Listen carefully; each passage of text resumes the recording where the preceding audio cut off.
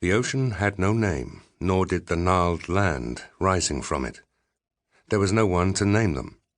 In time there would be, after the scarred primordial world had completed another 4 billion orbits of its sun, but for now it was utterly barren. The planet could not even truly be said to be dead. It had never seen life. Yet, had people from that far future somehow been able to stand on the nameless obsidian sands, they would have seen a world very different from the one they knew, countless volcanoes spewing smoke and ash into the sky.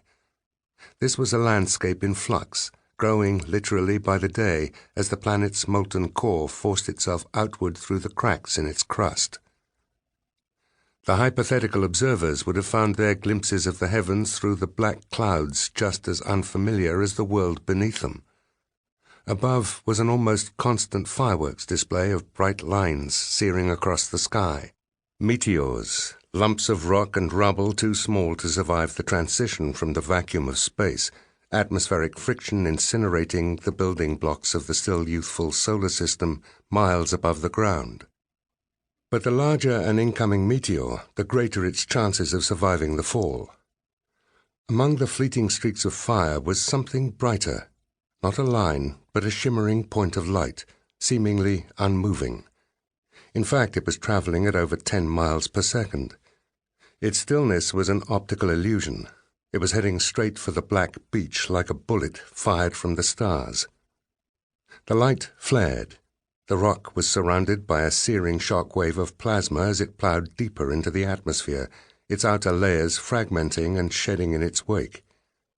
But it was large enough to guarantee that no matter how much mass was burned away, it would hit the ground. An impact and explosion powerful enough to obliterate everything within a radius of tens of miles should have been inevitable.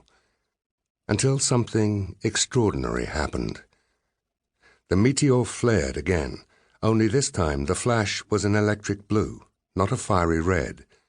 More flashes followed, but not from the plunging rock.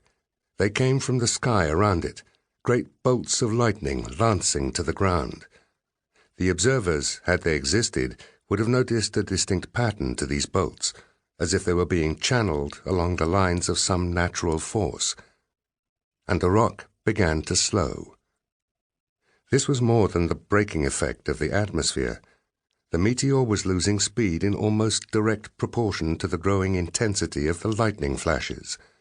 It was as though the world below were trying to cushion its fall, or push it away. But it was too late for that. Even as the electrical blizzard raged around it, the meteor continued its descent, slowing, still slowing, but not enough. It hit the beach at several times the speed of sound, unleashing the same energy as a small nuclear bomb. A blinding flash lit the volcanic landscape, an expanding wall of fire racing out from the point of impact. Tens of thousands of tons of pulverized bedrock were blasted skyward.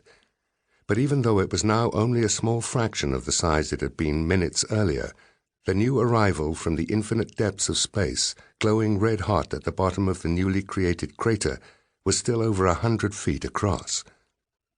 Then the ocean found it. Water gushed over the crater's lip, the sea greedily surging in to claim the new space.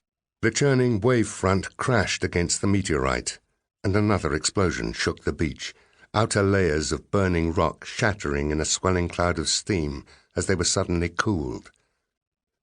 Gradually, stillness returned. The lightning died down, dark clouds rolling in to repair the tear in their blanket.